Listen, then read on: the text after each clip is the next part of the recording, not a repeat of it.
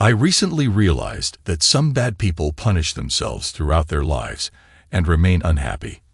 My ex-wife pursued her insidious goal and cheated on me throughout our marriage. It was hard to accept, but it's easier to accept that sooner or later, every cheater will pay for their actions in the most terrible way. Entering the restaurant, I scanned the room until my gaze settled on my ex-wife, seated at a corner table, her husband conspicuously absent. A decade had passed since our divorce, yet being in her presence still stirred unease within me. Contemplating whether to engage with her, I ultimately resolved to proceed, though with a lingering sense of apprehension. Despite the passage of time, my ex-wife maintained her allure, though the years had left their mark. Her evident nervousness mirrored my own inner turmoil, hearkening back to the day my world crumbled with the collapse of our marriage. It had taken extensive therapy to find my footing again, the journey beginning at the medical clinic. "Mr. Williams, your report is ready," the receptionist announced, interrupting my reverie. Lost in my thoughts, I almost missed her call, grappling with the lingering despair that seemed unshakable. Retrieving the envelope containing the report, a wave of dread washed over me. Despite its innocuous appearance bearing only my name, Justin Williams, I knew its contents held the potential to upend my life once more. Dazed, I crossed the street to a park and located an isolated bench. Unaware of the drizzle or the bench's dampness, my attention was solely on the envelope. With trembling hands, I tore it open. Though the report contained many unfamiliar terms, what stood out to me was that it was a DNA test involving 4 individuals: myself, my wife Amber, my daughter Jennifer, and my son Todd. It took several attempts to grasp the report's message. It revealed that my children were biologically related to their mother and shared the same father. But that father wasn't me. Overwhelmed, I broke down in tears. After 17 years of marriage, discovering that my life was built on deceit was unbearable. I was lost, unsure of what to do or think. Our marriage had begun under unusual circumstances. Amber had dated Jimmy Swanson throughout high school, someone I'd considered a decent guy. He'd been the star quarterback, though our football team wasn't particularly successful. I knew this well, having played as the starting middle linebacker for 3 years after initially being a substitute due to our school's small size, which required almost all players to suit up. In the initial 3 years, our team only managed to secure victory in a total of 5 games. However, during my final year, inexplicably, we achieved a 6-2 record and clinched the regional championship with a score of 9-7. Despite Jimmy's poor performance that day, our defense stepped up significantly. Unfortunately, our season came to an abrupt end when we suffered a crushing defeat in the divisional round. Jimmy and Amber had been in a relationship for as long as I could recall. However, something occurred, leading to their breakup a couple of weeks before graduation. Subsequently, Jimmy departed the town to enlist in the military. He would occasionally return until finally leaving the army after 9 years and resettling in the area permanently. After the graduation ceremony, I found myself at one of our high school graduation parties when I unexpectedly bumped into Amber. Surprisingly, she started a conversation with me, and I didn't even notice how we were already having sex. I saw this meeting as a unique opportunity, and it seemed quite natural to take advantage of it. Initially, I assumed that our relationship would develop in this way. However, the reality turned out to be completely different than I expected. 4 weeks after our affair, Amber caught up with me at the Pizza Shack. She disclosed that she was expecting, and I was the father. It was another instance where I found myself at a loss for thoughts, actions, or words. Despite the turmoil, tears didn't come. Instead, I sought solace in confiding with my father. It marked one of the toughest conversations I've ever had with him. Naturally, he expressed his disappointment yet urged me to act honorably. Hence, we decided to marry. Despite being just 18, Amber preferred to keep her pregnancy a secret from her parents until after the wedding. My father handled the arrangements, and within 2 days, we eloped to a neighboring state. Amber informed her parents during our honeymoon, spent in a modest Best Western hotel for 3 days. While their initial reaction was far from jubilant, they swiftly adjusted to the new reality. Amber's parents, Fred and Janice Burton, epitomized conservative values stemming from their affluent background. Despite their wealth, they held steadfast to traditional principles and strove to instill a strong work ethic in their children. Fred served as a vice president at a bank, while Janice tended to their household as a stay-at-home mother. Among their 3 children, Julie, Sarah, and the youngest, Amber, tradition was paramount. It took some time, but eventually the Burtons grew to accept the idea of our marriage and began to warm up to me. Over the years, I developed a close bond with Amber's parents, particularly with Fred, who often expressed that he saw me as the son he never had. So it was devastating when Mr. and Mrs. Burton tragically passed away in a car exceeding 5 years after our wedding. My marriage with Amber wasn't always smooth sailing. She could be temperamental and demanding. When displeased with me, she didn't hesitate to withhold intimacy. Our sexual encounters were infrequent, occurring only once or twice a week on average, and during times of conflict, we could go weeks without any physical intimacy. Many might question why I tolerated this behavior. To be candid, I was quite naive and deeply in love. Marrying at a young age and having limited prior sexual experiences, I assumed this was normal, believing that Amber loved me in her own unique way. Nonetheless, there were moments when I reached my breaking point and broached the topic of divorce, after which things would improve temporarily.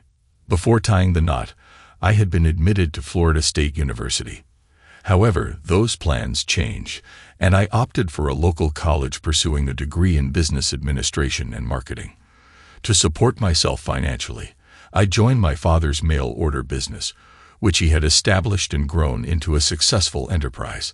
His company specialized in selling upscale branded camping and fishing gear.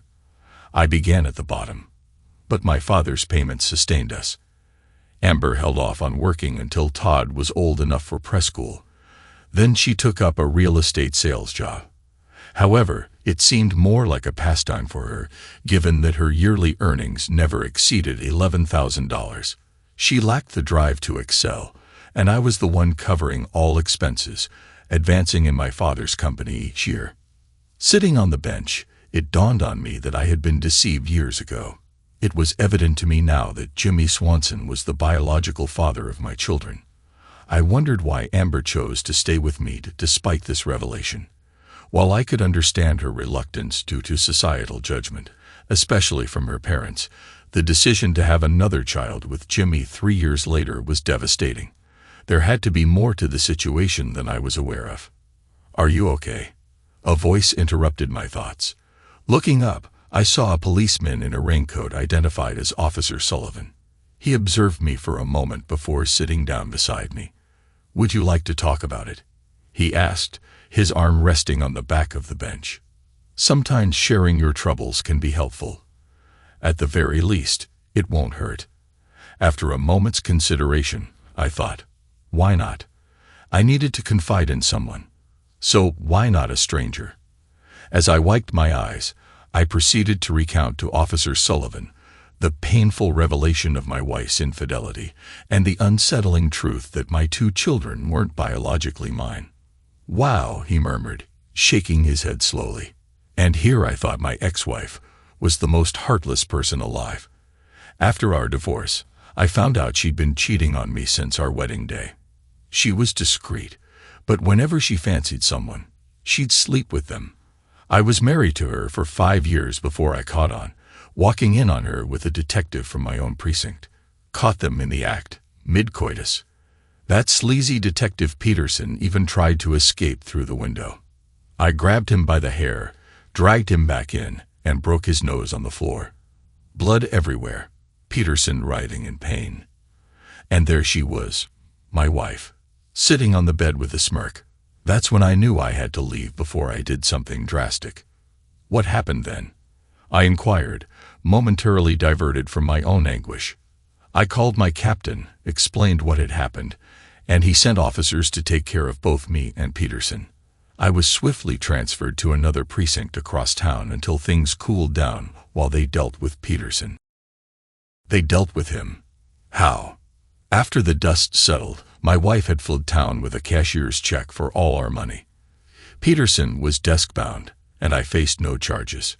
Turns out my captain had a word with the bank manager the day after my encounter with Peterson. My wife didn't realize the check wasn't signed, too focused on escaping, because my colleagues had warned her I was after her with my service weapon. She spent weeks trying to get it signed, but our accounts were frozen by then. Peterson resigned a month later when he realized the blue wall had turned against him. I divorced my wife, ensuring she'd have to fight for every cent. Last I heard, she was in California with her ilk. The officer's narrative didn't do much to alleviate my pain, but it did provide a slight outlet. "Let me give you some straightforward advice," Officer Sullivan interjected abruptly. "Don't do anything rash. I understand you might feel like harming your wife or yourself. Resist that urge. With time and distance, most emotional wounds will heal." After Officer Sullivan departed, I pondered his words. I concluded that I wasn't ready to confront Amber in my current emotional state. My father had been urging me to visit several manufacturers in the Midwest, suppliers of much of our camping gear. I had been postponing the trip until spring to avoid the harsh winter conditions. However, I now resolved to embark on that journey. I phoned my father, made my way home, and felt relieved that Amber wasn't present. Swiftly, I packed a bag, dialed Amber's cell, and luck was on my side once more as it went to voicemail. Leaving a message about an unspecified business trip, I doubted she'd care, and I was proven right when she didn't call until the third day, which I ignored. Upon returning home, I had calmed down and reflected deeply. It was evident our marriage was finished. Though I was still immensely hurt, I refused to show it. Entering the house, I heard Amber in the den. When she attempted to kiss me, I rebuffed her. "We need to talk," I announced, grabbing a beer from the fridge and sitting at the kitchen table. "Okay," she responded cautiously. "What about?" "I want a divorce." She gazed at me for a while before sighing. "Well, it doesn't matter anymore. I suppose you found out about Jimmy and me. I had a feeling you might, given your sudden business trip." "I also discovered Jennifer and Todd aren't my kids," I retorted. Her complexion paled slightly, but then a smirk spread across her face. "I'm sorry you found out, but it's irrelevant now." My eyes widened, and I shook my head in disbelief. "I'm at a loss for words after what you just revealed. Are you remorseful for getting caught? Regretful about your affair with Jimmy and the resulting pregnancies? Or are you simply sorry that I uncovered your deceit? Is it remorse over my naive love for you? What exactly are you sorry for?" Amber showed no signs of shame. "No, I'm only sorry you found out about the children. My plan was to divorce you after my 35th birthday next week. I planned to inform you that I no longer loved you. Then after some time, I would pursue a relationship with Jimmy, eventually marrying him. Over time, I hoped the children would accept him as their stepfather, and when they were older, I would reveal his true paternity." "What's significant about your 35th birthday?" I asked, still struggling to comprehend. "I never mentioned it, but my grandparents established separate trusts for my sister and me, each worth $7 million. However, the condition was that we had to marry by 25 and remain married by 35 to gain full access to the funds. At 35, the trusts become ours with no strings attached. My sisters are older and moved away after getting married. I asked them to keep the trust secret to avoid any complications in our relationship, and they agreed." "Why didn't you marry Jimmy then?" "Because my grandparents were very traditional. According to the trust terms, my parents had to approve of my spouse. My father particularly dislikes Jimmy. Knowing that our parents were friends with yours, I believed they would accept you without objection." I seethed with rage internally. Amber had squandered 17 years of my life, deprived me of my children, and deceived everyone solely to inherit her grandparents' money. She was truly heartless. I yearned to lash out at her, but I understood that resorting to violence would only backfire. During my absence, I had extensively researched divorce proceedings and knew that aggression would yield the opposite of my desired outcome. "Well, Amber, congratulations on achieving your objective," I said with disdain. "Even if I initiated divorce proceedings tomorrow, we wouldn't be legally separated before your 35th birthday. You truly are a heartless woman." Amber simply smirked in response. Despite the repercussions, I felt an overwhelming urge to confront her physically. It required all my self-control to restrain myself. "Since you've proven to be unfaithful and deceitful, I will initiate divorce proceedings tomorrow," I stated as calmly as possible. "If hurling insults makes you feel better, Justin, by all means," Amber retorted, rolling her eyes. "But let's try to handle this with some civility. A swift and discreet divorce would benefit everyone involved." I stepped closer to her, seething with anger, and uttered, "Screw you," before spitting in her direction. "You can despise me as much as you want," she smirked once more. "I'm going to marry Jimmy, and there's nothing you can do about it. Besides, we need to consider the children." "What about them?" I inquired. "You're not going to announce to the world that you're not their biological father, are you?" Amber replied, sounding slightly uncertain. "You wouldn't want everyone to know you've been cuckolded, would you?" I chuckled at this revelation. I suppose by the traditional definition of cuckold, I fit the bill, originating from the behavior of cuckoo birds, which lay eggs in other birds' nests, leaving them to raise the chicks. So, in that sense, I am a cuckold. However, the definition I adhere to involves a wife's infidelity with her husband's consent. I certainly didn't consent to your cheating, and even by the traditional definition, the shame lies with the unfaithful wife, not the husband. So I couldn't care less if people perceive me as a cuckold. What matters is that the children deserve to know the truth. That's just typical of you, Justin. You're willing to sacrifice your children's well-being because your fragile masculinity has been wounded," Amber retorted, her eyes flashing with anger. "Well, I won't be the one to break the news to them," I smirked. "That task falls to you, and I'll be there to witness it. And if you refuse, I'll have no qualms about revealing certain photographs of you and Jimmy in compromising situations. The choice is yours." Of course, I had no such photographs, but Amber was unaware of that fact. She must have been questioning how I obtained them, given the circumstances. The truth was, I hadn't discovered evidence of Amber's affair with Jimmy. Instead, I stumbled upon indications that one of my children might not be biologically mine. My blood type is A positive, while Amber's is O positive. Jennifer shares her mother's blood type, but Todd has a different one, B positive. Given our blood types, Todd couldn't possibly be my biological son. Reluctantly, I sought DNA tests to confirm my suspicions. Amber raised a fuss and threatened to publicly shame me.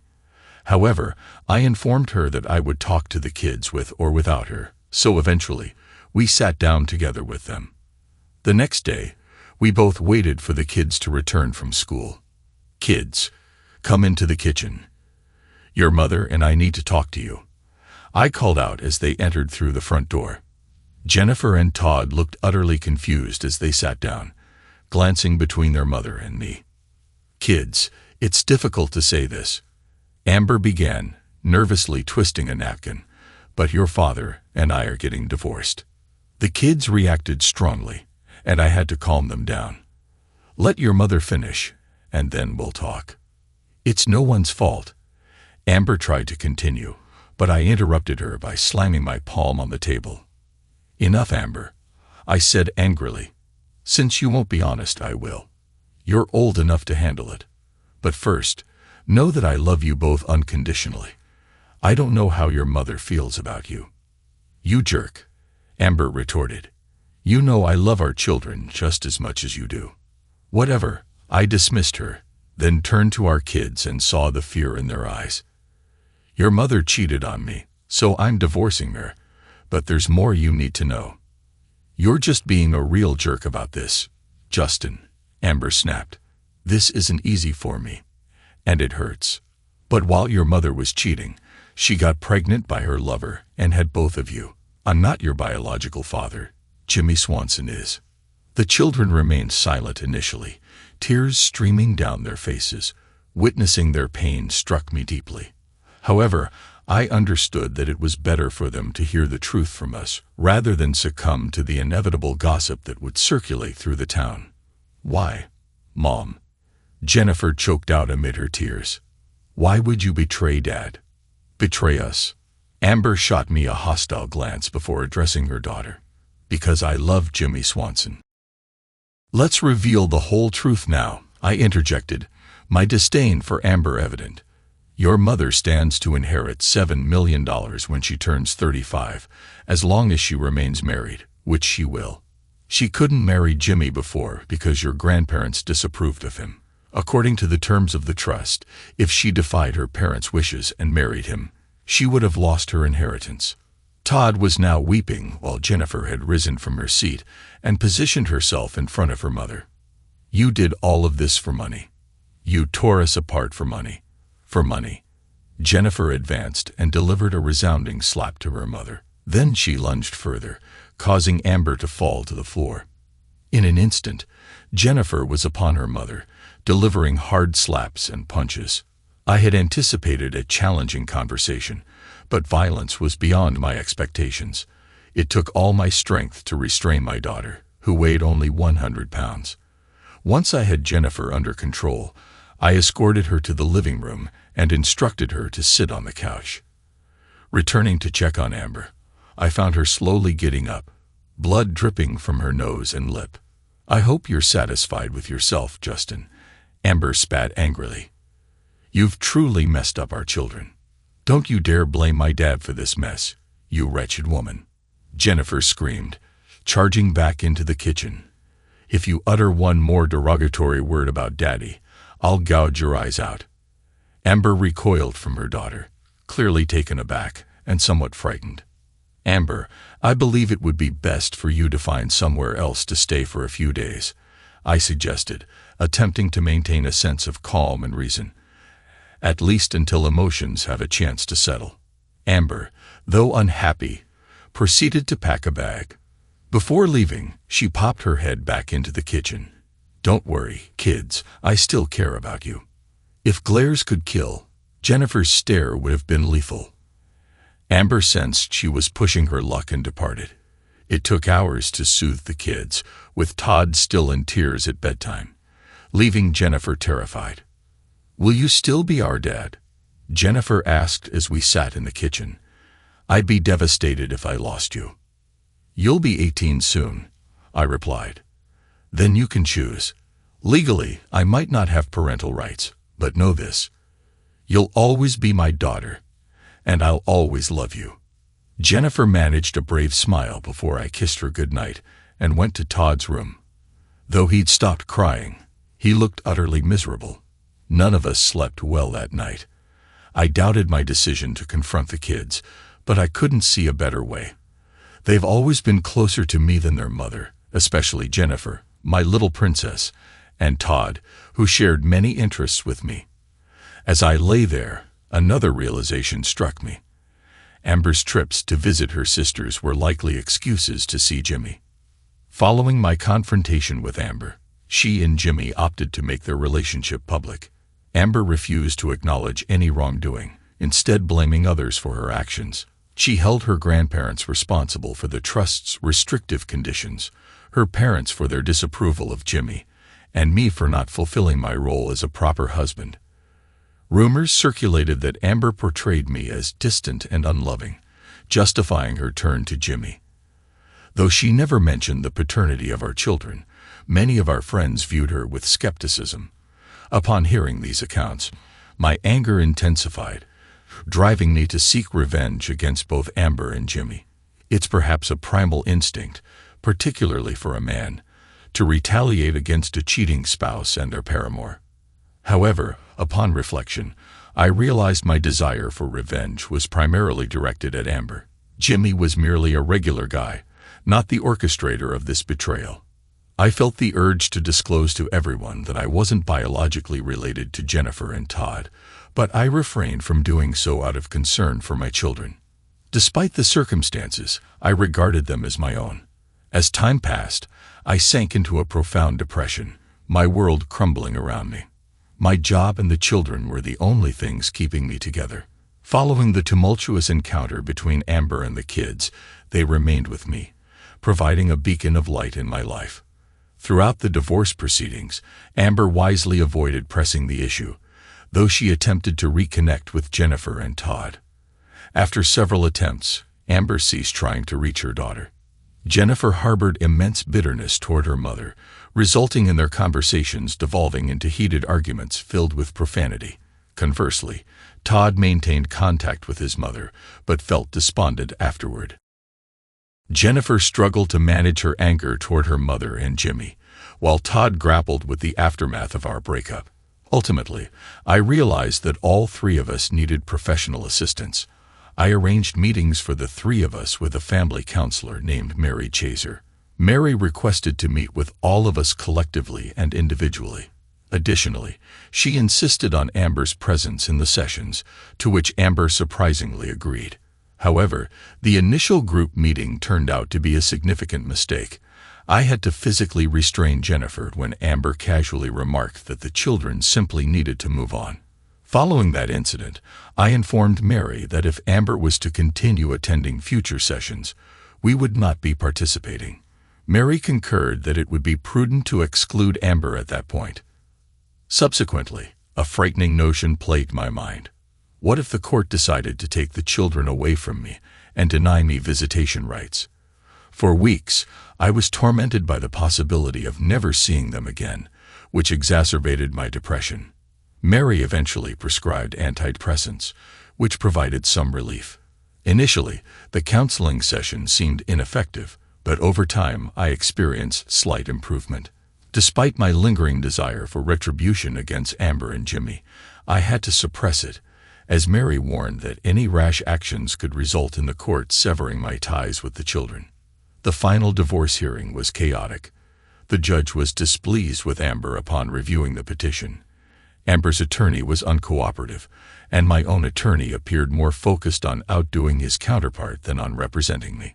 However, it was Jennifer who delivered a critical blow, with the judge delivering the other. The entire ordeal laid bare Amber's selfish and callous nature. Despite inheriting access to her trust, which had amassed nearly $10 million, she demanded a significant portion from me, including half of the marital assets, the house, alimony, and half of my 401k. My lawyer did a fairly good job explaining the deceitful actions of Amber towards me. He then attempted to portray me as a nearly saintly husband and father. After a brief period, the judge instructed him to proceed. However, his final plea on my behalf was articulate and heartfelt. He urged the court not to condone Amber's deception. The topic of custody then arose. Naturally, Amber sought full custody of the children with limited visitation rights for me. I was certain that Amber aimed to strip me of all rights, blaming me for the strained relationship with the kids. However, I also believed her attorney cautioned against such extreme measures, knowing the court's likely disapproval. On my part, I desired full custody with generous visitation rights for Amber. My lawyer cautioned that my hopes were unrealistic in the eyes of the court. Before delving into custody matters, the judge asked if the children preferred to speak privately in chambers. Jennifer promptly declined, asserting her preference for her statements to be on record. Todd echoed her sentiment.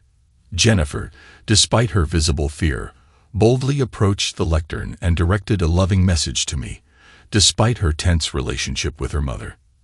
Then, addressing Amber, she expressed her disavowal of her as a mother, declaring her intention to sever ties upon turning 18.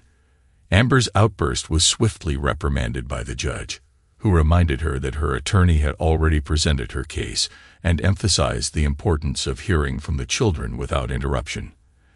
Amber's complexion turned crimson, leaving me unsure whether it stemmed from embarrassment or anger. Nevertheless, I shifted my focus back to my daughter as she continued. At 5, I eagerly crafted a picture for you, awaiting your return all day. Yet when I presented it to you, You merely patted my head, criticizing my coloring skills. Later, I discovered the artwork discarded in the trash. Jennifer's face flushed, her breaths deepening, but she persisted. At 9, when the carnival arrived, Dad promised we'd all go together. Todd and I were thrilled, only for you to cancel last minute, presumably for your lover. Dad took us instead, and despite enjoying ourselves, it stung that you chose not to spend time with me. Then at 12, facing my first period while you were away, Dad comforted and educated me. He reassured me and even took me to buy supplies. When you returned, you handed me what I needed and a book about female anatomy, offering no further support. Dad was more of a mother figure than you ever were, and those are just a few examples of your neglect. Jennifer paused, brushing away a tear from her cheek, and cast another piercing gaze at her mother. Your actions toward my father were heartless, calculated, and utterly self-serving.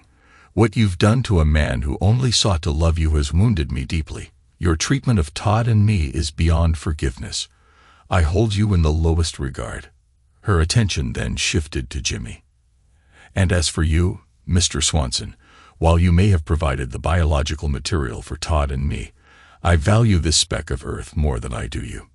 Turning to face the judge, Jennifer continued, if you compel me to reside with her, I can assure you there will be unrest. To prevent that, with the assistance of my grandfather's lawyer, I filed a petition for emancipation. I wish to sever all legal ties with that woman.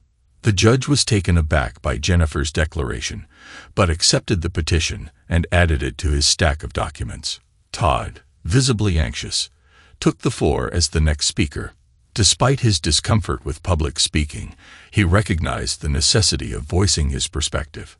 I'm really nervous, he stuttered. Speaking in public isn't my forte.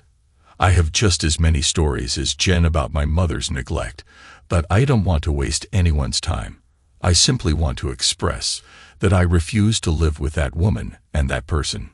Todd paused, his cheeks flushing crimson. Oh, I apologize. I didn't mean to use that term. Even though it accurately reflects my feelings, I can barely stand to look at her without feeling utterly repulsed. I want to stay with the only father figure I've ever known. Please, don't force me to go and live with them. Todd gestured towards his mother and Jimmy before retreating to his seat. I observed Amber and Jimmy during the children's presentations. Amber's face had turned even redder, and she was trembling. On the other hand, Jimmy only displayed a slight hint of anger when Todd insulted him. Despite being generally easygoing, Jimmy clearly resented Todd's disparaging remarks. Amber seemed thoroughly displeased with her children, and I was certain she would hold me responsible.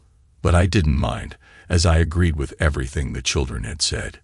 It was evident that Amber had been far from an exemplary mother, and now everyone knew why. After the kids finished, I anticipated the judge would adjourn to deliberate his ruling, but he didn't. Typically, I take a few days to consider both sides' arguments before making a decision. However, this case is so clear-cut that I see only one possible ruling.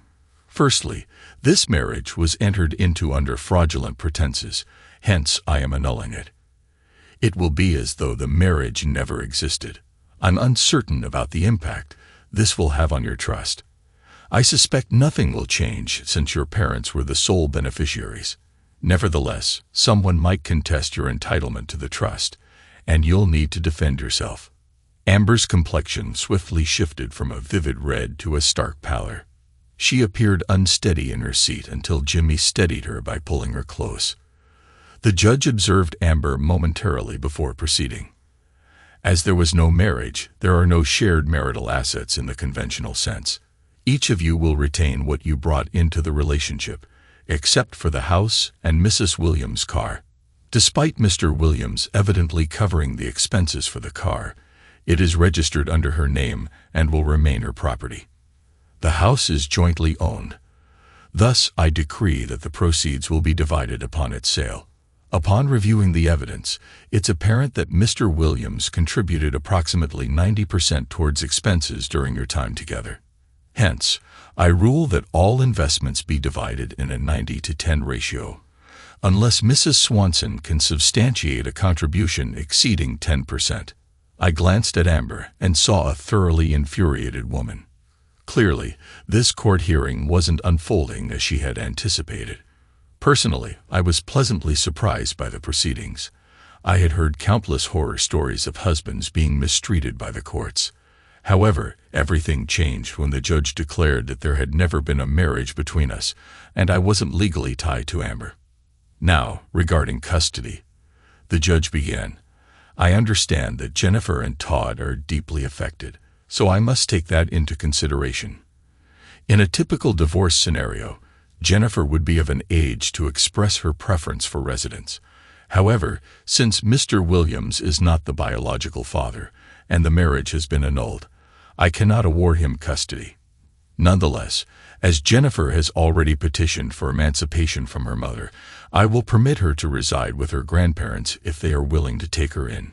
She will be under their supervision until a decision is reached on the emancipation request. Ultimately, in approximately a year, she will have the autonomy to decide her place of residence. A brief glance in Amber's direction caught me off guard. A solitary tear traced its path down her cheek.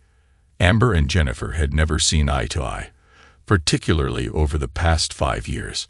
I chalked it up to Jennifer's rebellious teenage phase, reminiscent of the clashes my sister and mother experienced during her high school years.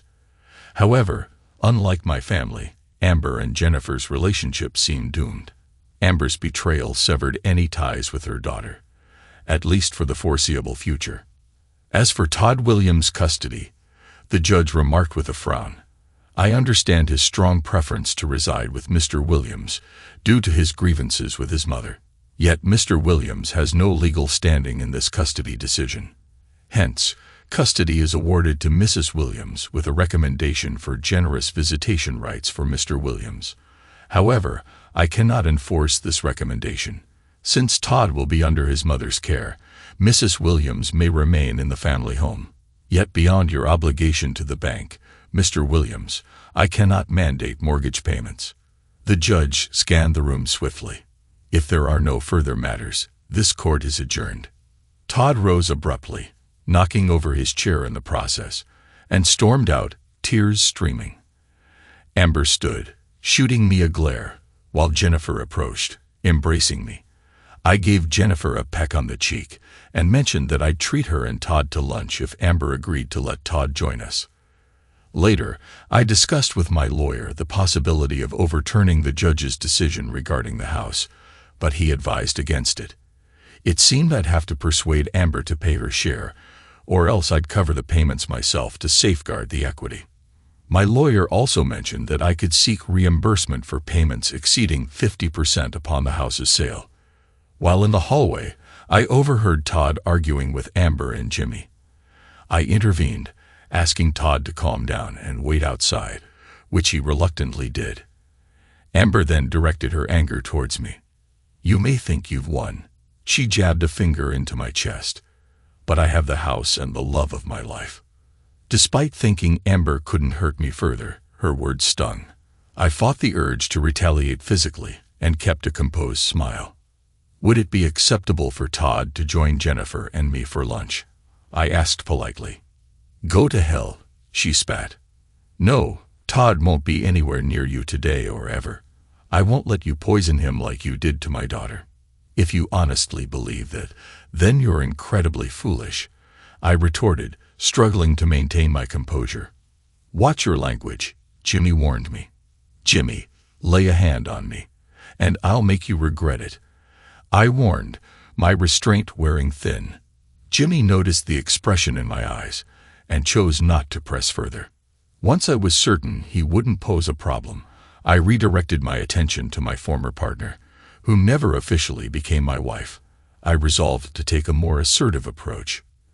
Amber, you are undeniably one of the most self-centered individuals I've encountered.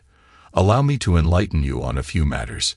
Firstly, you do not possess some sort of invaluable allure. Our intimacy was far from satisfying, yet you received all you desired from your casual partner. Moreover, if given the chance to rewind time, knowing what I know now, I would still choose to have the same children despite being stuck in a package deal with you. My priority has always been our kids, so I bid you farewell. I wish you a life filled with misery and despair." Upon concluding, I felt drained, so I needed to leave before losing control completely. I turned and made my way out. Amber's insults followed me, labeling me a pitiful failure. She ranted about my inadequacy compared to Jimmy and expressed disgust at the thought of intimacy with me. Todd didn't take the news of his mother declining lunch with us well. I apologized and explained that legal constraints bound my actions. He burst into tears, pleading to accompany me. At that moment, I didn't think I could feel any worse, but I was mistaken. I embraced him and assured him he had to stay with his mother, promising to relentlessly pursue bringing him back to me. The following half-year marked the lowest point in my life. I was consumed by feelings of anger, rage, sorrow, and profound despair. Amber contested the judge's ruling on asset division, prompting me to file a lawsuit on behalf of the children, to challenge the trust she had obtained. I argued that as our marriage was annulled, Amber hadn't met the trust's requirements. Yet, I lost both cases. The appeals court determined that despite being deceived into marrying Amber and having our marriage annulled, her contribution to the household was deemed significant, awarding her 40% of our shared assets, excluding my $401K. Regarding the trust, the court ruled that Jennifer and Todd lacked standing as they weren't mentioned in it. They emphasize that since I was never legally married to Amber, I had no standing either. The court recognized only the trustees appointed by Amber's deceased grandparents, with Amber now serving as the sole trustee. Furthermore, they viewed our cohabitation as a form of common law marriage. As devastating as the court defeats were, what frustrated me the most was my inability to seek any form of revenge against Amber or Jimmy. Seeing them together in public, behaving like infatuated teenagers, only intensified my anguish. Their constant presence wherever I went reignited the emotional turmoil. Unable to endure it any longer, I relocated to a town 15 miles away. Fortunately, due to school district boundaries, Jennifer didn't have to change schools while Todd remained with Amber, unaffected by the move. I attempted to suppress it and leave Amber in the past, but I couldn't shake the torment. The same haunting dream plagued me repeatedly. Jimmy with Amber, his smirk aimed at me, taunting me with the words, "Watch as I impregnate your wife." Sleep eluded me, and my appetite suffered. Amidst those bleak 6 months, Todd emerged as a bright spot. His incessant demands finally drove Amber to call me to take him off her hands. It was a rare moment of levity amidst the darkness. As Todd dashed out of the old house with his belongings, Amber and Jimmy appeared on the porch to bid farewell. Unexpectedly, tears streamed down Amber's face, while Jimmy looked relieved. As Todd made his way to my car, Amber professed, "I love you." Todd didn't pause but flipped his mother and Jimmy the bird. Amber broke into uncontrollable sobs. I won't apologize for feeling a sense of satisfaction. Yet, when Jimmy embraced Amber tightly, my satisfaction turned to fury. I restrained myself, returning to the car to take Todd to my place. I arranged for him to remain in his current school until the year's end. In my rented 3-bedroom house, Jennifer and Todd's presence was my anchor, preventing me from descending into madness. My desire for revenge against the adulterers consumed me, but any plan I devised seemed destined to land me in jail. Still, there were moments when I entertained the idea of screw it, resorting to violence despite the consequences. Yet the thought of my children's well-being banished such notions from my mind. My children offered me unwavering support, and I made every effort to regain control of my life. I was aware that Jennifer and Todd were deeply concerned about my declining health. Eventually, Jennifer stepped in significantly, taking charge of household responsibilities. She cooked, cleaned, ensured Todd attended school, and completed his homework. Additionally, Jennifer made sure I ate properly and went to work. 9 months after the annulment, everything reached a breaking point. I experienced a severe panic attack while at work, causing me to collapse and struggle to breathe. Many thought it was a heart attack, and I was rushed to the hospital for extensive tests. Upon diagnosis of a severe panic attack, I was referred to a therapist. Initially hesitant, I was compelled to attend sessions by my father, who warned of potential consequences involving my children. My therapist, Ann Summers, proved to be immensely helpful. She explained that I was suffering from PTSD, akin to someone who had experienced combat or profound loss. Ms. Summers outlined the 5 stages of grief: denial, anger, bargaining, depression, and acceptance, and clarified that I was stuck between anger and depression, without the opportunity for negotiation. My panic attack served as a warning sign of the detrimental impact of stress on my health. Ms. Summers emphasized that if I allowed things to persist, it would eventually lead to my demise. While I couldn't dispute Ann's evaluation, I lacked the insight to enact any change. Luckily, she provided guidance. I was tasked with maintaining a journal documenting every negative thought I harbored towards Amber and Jimmy. At the conclusion of each entry, I was to inscribe, "I forgive them." During our sessions, I had to confront my darkest musings about my former spouse, and we'd dissect them together. One particularly disturbing notion involved a violent act towards Jimmy. After deliberation, I acknowledged that I couldn't live with the guilt of harming another person, even him, and then prompted me to consider the impact on our children if I were to carry out such actions. I conceded that their respect for me would likely diminish. Thus, the theme persisted with each hateful thought: the welfare of the children.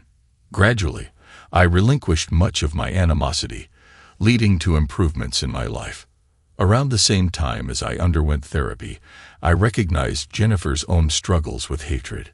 She exhibited hostility towards almost everyone, except Todd and me. Even her interactions with her grandfather sometimes turned sour. Eventually, my father encouraged me to seek counseling for the children, a step I promptly took. While Jennifer and Todd attended their therapy sessions, I was informed respectfully that they were confidential. Jennifer never divulged her discussions with the therapist, whereas Todd freely shared his experiences. He confided in me about the deep-seated resentment he held towards his mother, feeling abandoned and betrayed, particularly by her. Despite Todd's anger towards his mother, he revealed that Jennifer's fury eclipsed his own by a significant margin. Though inexplicable, this revelation left me profoundly saddened. 2 years post-divorce, Todd finally engaged in conversations with his mother, albeit they were far from affectionate. Despite their cool exchanges, Amber cherished even this minimal contact, yearning for more. Conversely, Jennifer adamantly refused any communication or involvement with her mother. Approximately 4 years later, Jennifer tied the knot. I attempted to persuade her to include her mother and Jimmy in the celebration, but Jennifer staunchly declined. I expressed concern about her harboring so much resentment. In response, Jennifer smiled, kissed me on the cheek, and said, "I'm not angry anymore, Dad." People often mistake hate for the opposite of love, but it's not. Indifference is. I feel entirely indifferent toward her. I simply don't care about her actions, words, or thoughts. She disregarded me and betrayed our family. Initially, I was angry, but now I'm apathetic. She's someone I prefer not to associate with. Having her at my wedding would taint the day, so neither of them is invited.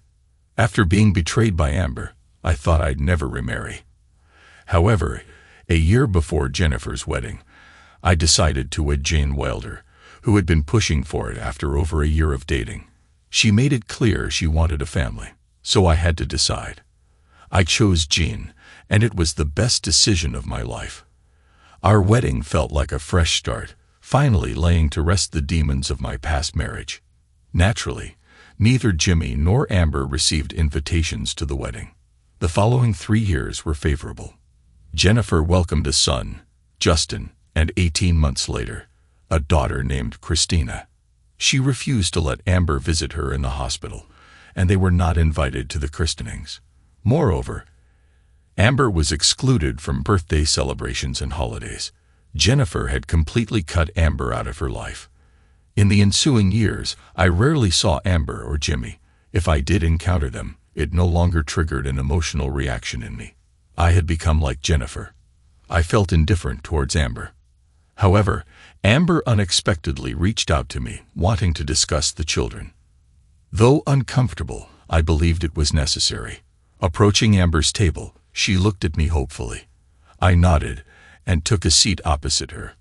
"You're looking well, Amber," I said amiably. "Where's Jimmy?" Amber's cheeks flushed slightly. "We're taking a break from each other." "I'm sorry to hear that," I replied, though I didn't genuinely feel sorry. I already knew about Jimmy and his departure. While I wasn't certain, I suspected Jimmy had become complacent when my ex-wife inherited her fortune. However, Amber grew tired of his dependency and urged him to find employment, which he opposed. Whether Jimmy would return was of no concern to me. I simply wanted to conclude our meeting. "What did you want to discuss?" I inquired. "I heard you got married and are expecting," she said with a half smile. "Congratulations, now you'll have a child of your own." "I'll have 3 children," I retorted, feeling the surge of anger. Amber acknowledged her significant error, expressing remorse for her thoughtlessness and clarifying her true intentions. She conveyed her happiness for the expectant parents' joy. My tension eased as I accepted her apology and inquired about the topic she wished to discuss further. Expressing distress, Amber revealed her anguish over Jennifer's refusal to communicate or allow her involvement in the lives of her grandchildren. Despite her longing to be a part of their lives, Jennifer remained distant. Though tempted to blame Amber's past actions for the current situation, I opted for restraint and chose a more compassionate approach. I asked what specific action she wanted me to take. Desperately, Amber appealed to my influence with Jennifer, believing she would heed my words. I explained that I had already attempted to intervene on her behalf, advocating for her inclusion in various family events. However, Jennifer remained steadfast in her refusal, even threatening to boycott gatherings if Amber was invited. Overwhelmed with despair, Amber questioned if Jennifer harbored such intense animosity towards her. I assured her that Jennifer didn't hate her, but rather felt neglected during her upbringing, and subsequently chose to distance herself. Despite my efforts to persuade Jennifer otherwise, she remained resolute in her decision. Amber's tears fell silently, and I gently squeezed her hand. "I'll keep making an effort. Perhaps one day Jennifer will soften." "I've made such a mess, Justin," she confessed, tears streaming down her face. "I was selfish and cruel. I'm truly sorry. I know it might not mean much now, but I genuinely apologize." Leaving Amber crying in the booth, I walked to my car where my wife, Jen, awaited, her face curious. "So, what did your never-wife want?" she inquired. "Just what you'd expect," I replied sadly. "Amber wants me to help her reconcile with Jennifer." "Isn't it said that we're the result of our life choices?" Jean pondered. "Yeah, it's true." I nodded. Yet despite everything Amber put me through, I can't help but pity her. Driving home, I realized all the time spent plotting revenge against Amber was futile. She had created her own misery and was trapped in it every day. Thanks to everyone who took the time to listen to today's stories. If you enjoyed it, please consider liking and subscribing if you haven't already. Feel free to share your thoughts on the events in the comments below. Take care.